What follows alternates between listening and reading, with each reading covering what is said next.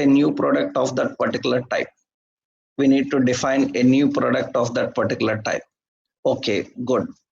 Now next what we have to do is we need to create a method, public add product method. What this add product method have to do is collect the whenever the button is clicked. That means when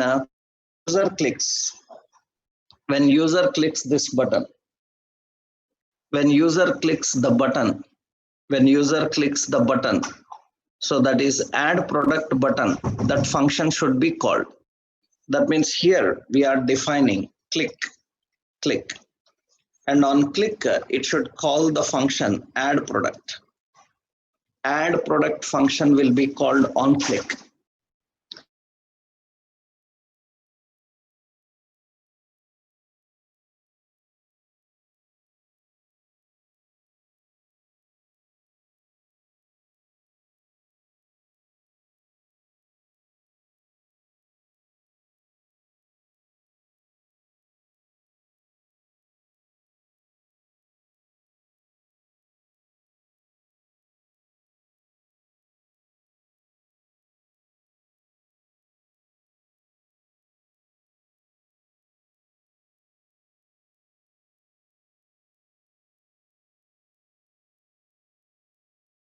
Yeah. So whenever we click on the add product, it has to execute the function. Let's see how it can manage that, how it can manage it. It is executing, that means it will execute. Add product will execute this function. Okay, now what should we do is when add product is clicked, we need to collect the details they entered in text box and assign to this new product. So, and assign to this new product. We need to collect the details and we need to assign to this new product. That means now what we need to do here is, so in the new product, suppose I defined this as empty, 0. Okay. Now when add product is clicked, what should happen is this dot new product is equal to, it is an object. In that we have product ID. Product ID comes from this dot txt ID. Okay. Second, we have name. Name comes from this dot txt name. That means text box.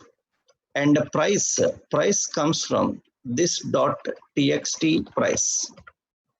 So that means all the details are coming here. Now we are collecting all the details and we are storing all the details in this new product. Remember, on add product button click, we are collecting the details present in text box, txt name, txt price, and we are storing in new product and push this new product into our array. And how do we push that new product into our array? So this dot products dot push, it is an array. Into that, this dot new product, we have to push it. Because into array, if you want to add any item, you have to use push. After pushing it, what we will do is, we will just keep an alert saying that product inserted. That means we will just put an alert that product inserted. And we will clean the other details also. For example, what I will do here is, so simply I will say alert. In the alert, I will say new product added. Okay. After that, I will put this dot txt name is empty, clean up. And this dot txt price is equal to, so empty. So that means we need to clean that up. We keep it empty. This txt price is a number type. If it is, then we will put it to 0. That's what only the point we need to do, right? Initially, that's fine because we are just cleaning up the text boxes, actually empty.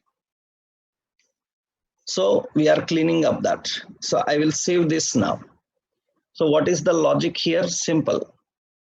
So we are collecting the data from text boxes and we are storing in a new product type, and we are pushing that new product into the array. That's it. And I will tie here. Currently we have 3 products. I'm adding another. Suppose I'm defining some like Lee Cooper boot. Okay. And price, some price. Okay. And click on add product button. Then it should show an alert, new product added. And I click OK. And that new product is added here. That means we are dynamically adding items into the collection. Currently, I am using some hard-coded data. Later, we will see how to use a JSON file or how to use, but that not so early, because in order to do that, you need a lot of points to understand first.